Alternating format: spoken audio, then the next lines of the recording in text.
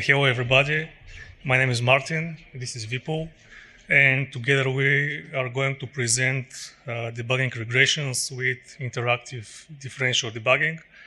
The problem domain is complex software systems, and we will talk about how differential debugging might be helpful to find bugs in such systems. We will also provide a demo. So software systems composed out of millions of lines of code, they are no longer rare to find. This kind of software is often maintained by developers from all over the world. Developing new features and conducting maintenance in such systems can easily cause unexpected behavior code regressions in other parts of the same systems, which can be difficult to isolate and reproduce. Naturally, with this kind of complexity, the debugging could be a very time-consuming and difficult task in the development lifecycle. And this trend has negative impact on software quality and in the ability to add new features. Differential debugging is a powerful approach that can help reduce this problem. The key idea here is that we can use previous stable version as a reference point, and by comparing the current version with the base one, we can easily narrow down where the problem might have been introduced, which reduces the search space significantly. However, existing tools, they treat both the debugging instances completely separate, and there is no way for them to communicate or synchronize, which presents a missed opportunity. Our tool, the Interactive Differential Debugger, or IDD, it automates the process of filtering out irrelevant execution paths between a reference and the regressed software system. Let's see actually how IDD works. First, it loads two versions of the same system. The base one which we believe is the correct one, and the regressed where we suspect a bug have been introduced. Next, we use a debugger like GDB or LLDB. We run them both in parallel under the control of IDD. Those are well-known, they are well-known debuggers. We have focused on them. And what is powerful here when we use them is that we leverage a diff view. IDD automatically compares the internal states, for example, the variable values, the call stack, memory layout, and only highlights what differs. This means we can ignore all the noise, we can ignore all the parts of the system that behave identically and only focus on the divergent execution paths. And as an end result, we get a focused debugger review that only shows what differs, which dramatically speeds up the root cause analysis. IDD is designed as a manager for debuggers such as LLDB and GDB, as I said. It leverages the robust Python API of LLDB for obtaining detailed information from both the target processes, providing rich insight beyond the traditional debugger output. While IDD also operates on GDB, GDB lacks the specialized API that LLDB provides, which makes LLDB the preferred backend for advanced features. The system works by allowing each LLDB instance to debug a different version of the same program, and IDD synchronizes their execution and filters out shared state to highlight only the differences. And by highlighting the differences, we can see the interface of the program. It is terminal-based. The interface is separated into two side-by-side views. The left one is about the base version, while the right one is for the regressed version. We can execute single commands to both the debugger instances, and also, if needed, we can issue and execute commands to a target instance if needed.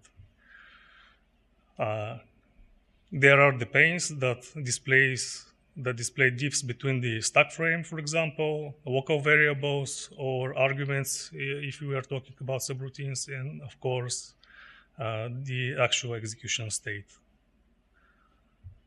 And now it's time for a demo.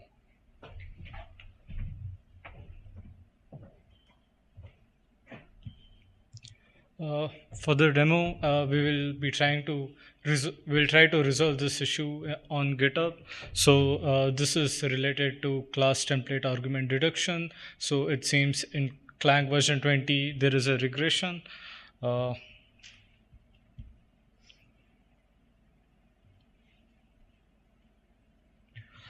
have the reproducible here. So you see that we have a struct.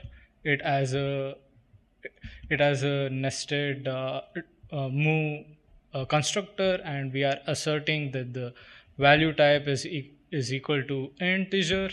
And if I use LLVM version 19 and execute this does not cause any problem, whereas if I use LLVM version 20, it says that there is some error, but this isn't expected. This isn't the behavior it is supposed to. So I'm going to launch IDD. So I specify LLDB as my base debugger, and I'm using my base target to be version 19 and the regress target as version 20, and I'm going to launch this. Oh, sorry.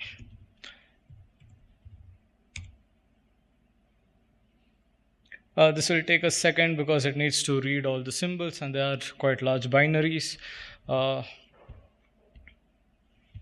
is my cursor?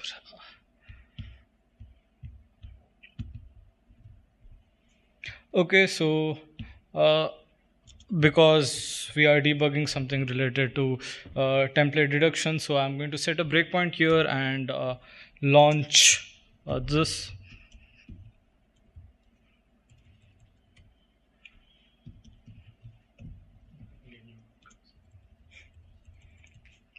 Live demos are difficult.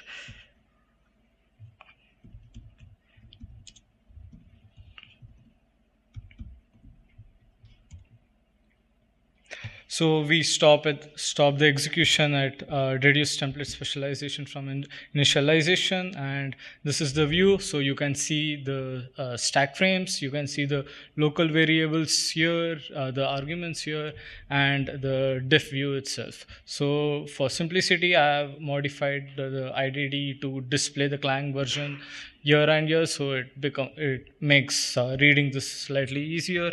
So right now we do not see any difference between the base version and the regress version.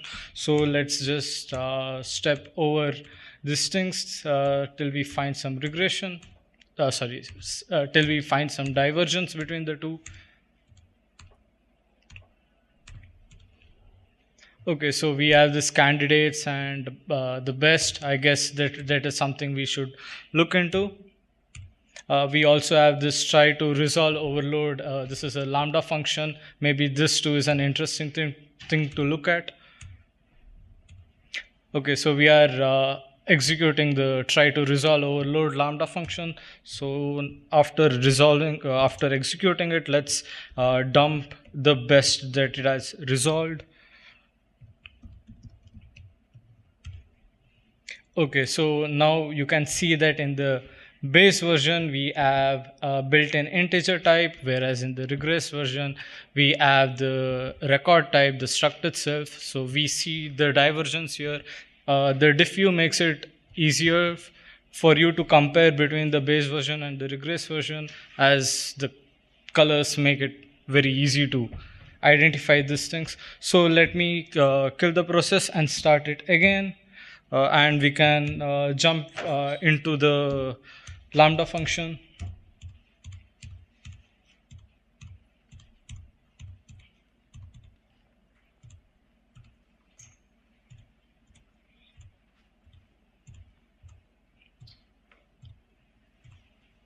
Okay, so I am going to step into this function, and again does not look like there is any divergence here. Okay, so let's continue. We are inside a for loop, and we are adding potential deduction candidates. Okay. Okay, so let's step into this function. Maybe this is interesting.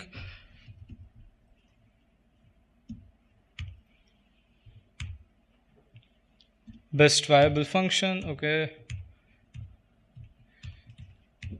Again, doesn't look like the two base version and the regress version diverge, but if we step into this and then continue executing,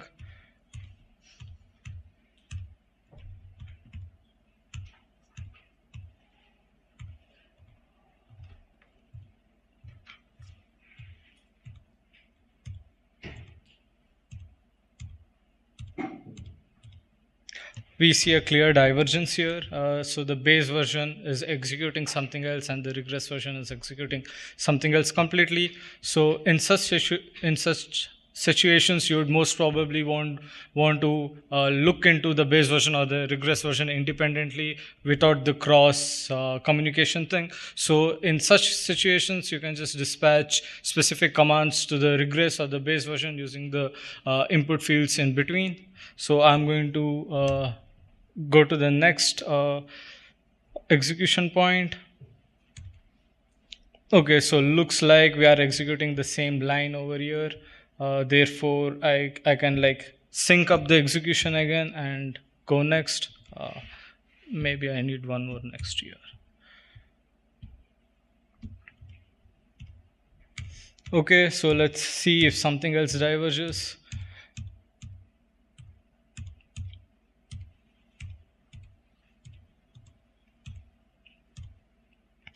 Okay, so looks like there is one more divergence here. So if we scroll up and look at this, so we are in a if statement, which is get more specialized template, and looks like in our base version we are inside the if block, whereas the control flow exits. So in the base version, the if statement is resolves to true, whereas in the regress version the if statement resolves to false. Therefore, now we exactly know where does the two base version and the regress version diverge. So this makes narrowing down to narrow down the search area and to pinpoint the location where the bug arises. So if we require, we can further continue debugging this, but I'm going to stop here and move on to the slides.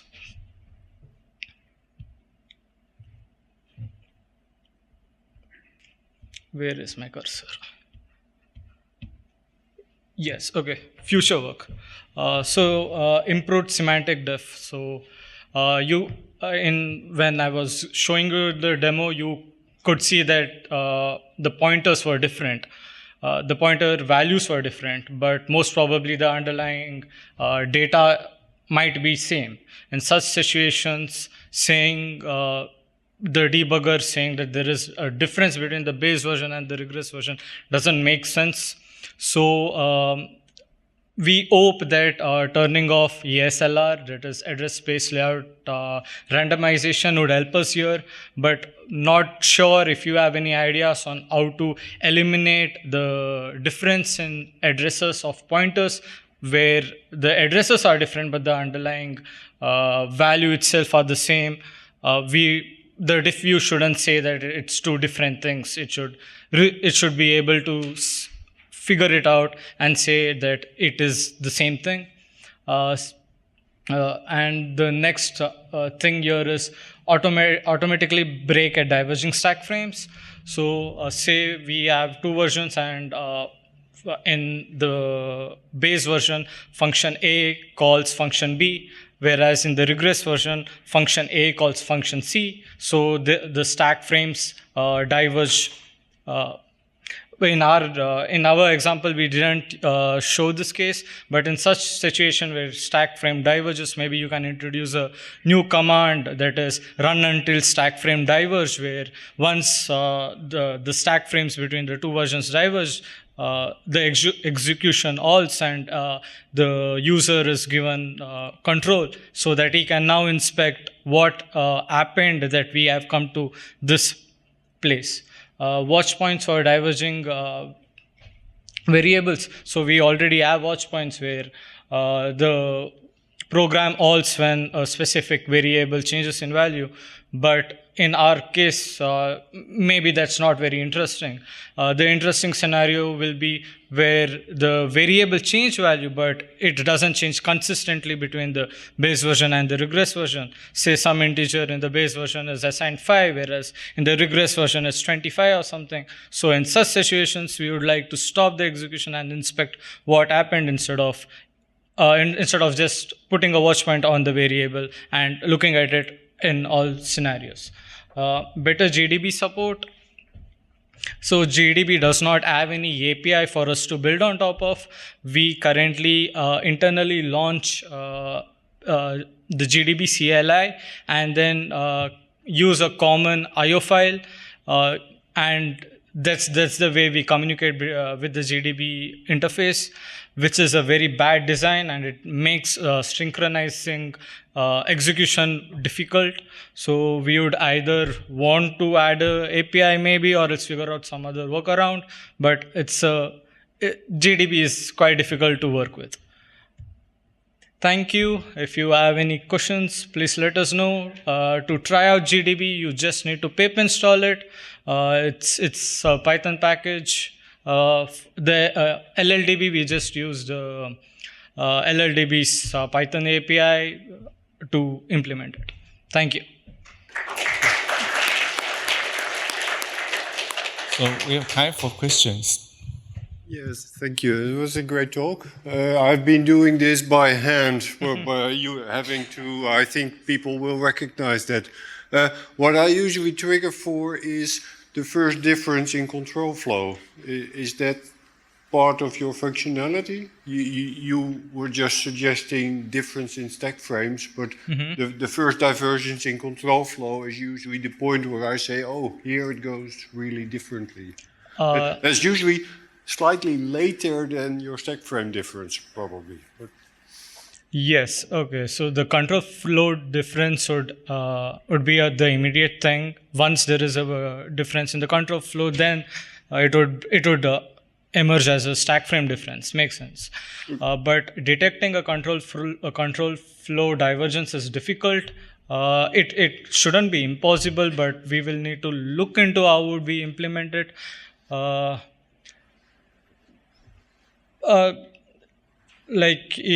We can say the line numbers differ, but then in our example, different line numbers are kind of expected because the two versions aren't the same. So just arbitrary using line numbers doesn't work here. But if the debug information provides a way to capture control flow, then maybe we can leverage it to implement what you have asked, but we will need to investigate about it. yeah, there was just a talk about automatic instrumentation. Maybe some extra instrumentation could also help in keeping track of the control flow. Maybe. The second remark that I want to make, you were talking about GDB, that was difficult. Have you tried the remote debugging protocol, which doesn't go through the command line, but we have not tried it out. Thank you. We should make a note of I'm this. not sure whether it will fit, but maybe I know it exists, and usually for connecting to a simulator or something like that, the remote debugging protocol is nice. Yeah. Okay. Thank you. Great talk, great work. Is it possible to set kind of a conditional breakpoint so that the breakpoint stops when the condition in the two debuggers return different results? So not whether condition returns true or false, but whether those condition expressions are different. return different values. Please make a feature request on GitHub. We never thought of this. This use case has never come across.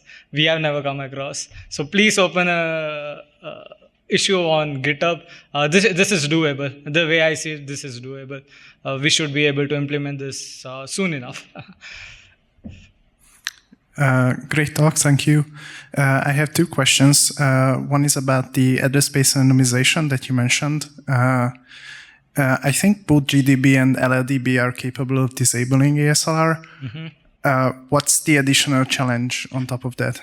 Okay, additional challenge. So the number of objects being allocated may be different on the heap. Because you are running to a different version, maybe the base version just allocates 5 things and then the regress version is allocating more things or something like that. So in such situation, again, you do not get the same addresses.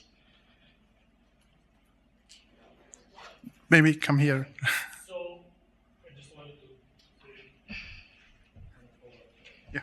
Also to you. So what the problem is that you have two processes at the same time in memory, and then when the allocator gives you the address, they're basically in the same in different spaces, but the offset is the same because the allocator will keep you consistently allocating objects.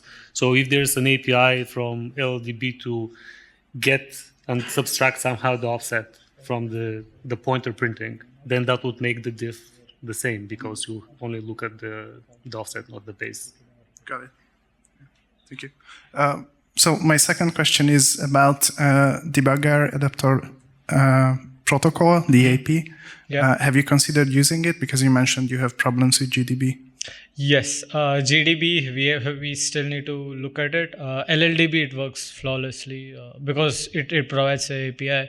I have not come across any GDB DApp, but GDB remote execution may be a thing. Maybe I can look into that. If you know a project that implements GDB DApp, maybe that will help. We can just plug into the DApp system there and it should work out of the box. Okay, thank you. Mm-hmm.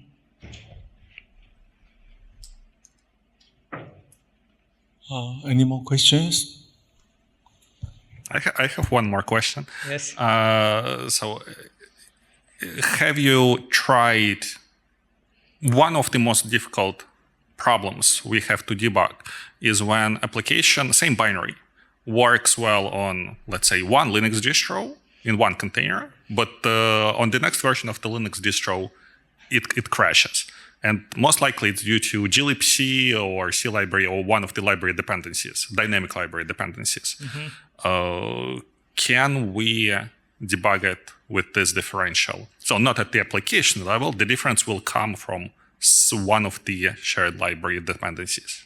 I don't know how would you bring the 2 to 1 common place to get the diff view. Like, so you will be running it in 2 different devices. Maybe we would want to SSH into the 2 machines and then use the information that way. LLDB has this remote execution thing, so in principle you can. Okay, so the remote execution is remote debugging on the same machine or else different machine. The debugger runs in one machine. The debuggy is somewhere else. Okay, so then it should work. Okay, let's thank the speaker. Thank you. I will.